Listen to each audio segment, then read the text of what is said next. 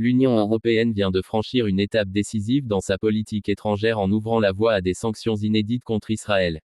Face à la campagne militaire dans la bande de Gaza, Bruxelles envisage non seulement de cibler des responsables politiques israéliens, mais aussi de remettre en question l'accord d'association signé avec l'État hébreu il y a plus de 25 ans. Cet accord, entré en vigueur en juin 2000, régit les relations économiques et commerciales entre l'UE et Israël. Il prévoit des avantages tarifaires considérables, allant jusqu'à la suppression de droits de douane sur certains produits. Mais au cœur de ce partenariat figure l'article 2, qui conditionne la coopération au respect des droits humains et des principes démocratiques. Pour une partie des États membres, cet engagement est bafoué depuis longtemps, et la guerre à Gaza n'a fait qu'aggraver la situation. Le projet de sanctions présenté par la Commission européenne se déploie sur deux volets. D'abord, des mesures ciblées contre des personnalités jugées responsables de la politique la plus dure en Cisjordanie et à Gaza. Les ministres Itamar Ben-Gvir et Bezalel Smotrich, figures de l'extrême droite israélienne, sont dans le collimateur, de même que certains colons extrémistes et des organisations actives en Cisjordanie. Plusieurs pays européens, comme l'Espagne, les Pays-Bas et la Slovénie, les ont déjà déclarés persona non grata.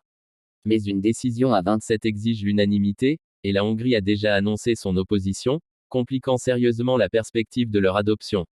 Le deuxième axe touche à l'accord commercial lui-même. La Commission propose une suspension partielle de l'accord d'association, ce qui aurait un impact immédiat sur environ 6 milliards d'euros de biens israéliens, représentant près de 37% des exportations vers l'Europe. Pour Bruxelles, il s'agit de faire respecter la clause des droits humains. Mais les divisions internes sont profondes. D'un côté, un bloc d'États favorables à ces mesures, parmi lesquels la France, l'Espagne, la Belgique, le Danemark, la Suède ou encore les Pays-Bas. De l'autre, des pays résolument opposés, tels que la Hongrie, la Bulgarie et la République tchèque. Entre les deux acteurs majeurs, l'Allemagne et l'Italie, encore hésitants. Leur position est d'autant plus décisive que leur poids économique et démographique pourrait faire basculer le débat. Berlin et Rome restent prudents, pour des raisons historiques évidentes et par crainte d'une rupture diplomatique majeure.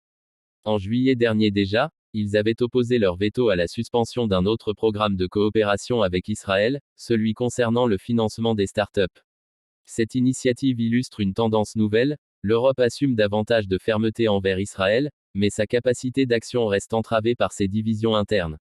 Si une suspension de l'accord devait être décidée, ce serait la première fois que l'Union européenne applique concrètement l'article 2 dans ses relations extérieures. Le signal serait fort, mais son adoption reste incertaine tant que les grandes capitales européennes n'ont pas clarifié leur position. Dans ce bras de fer diplomatique, l'UE joue une partie complexe entre ses principes fondateurs et la réelle politique de ses États membres.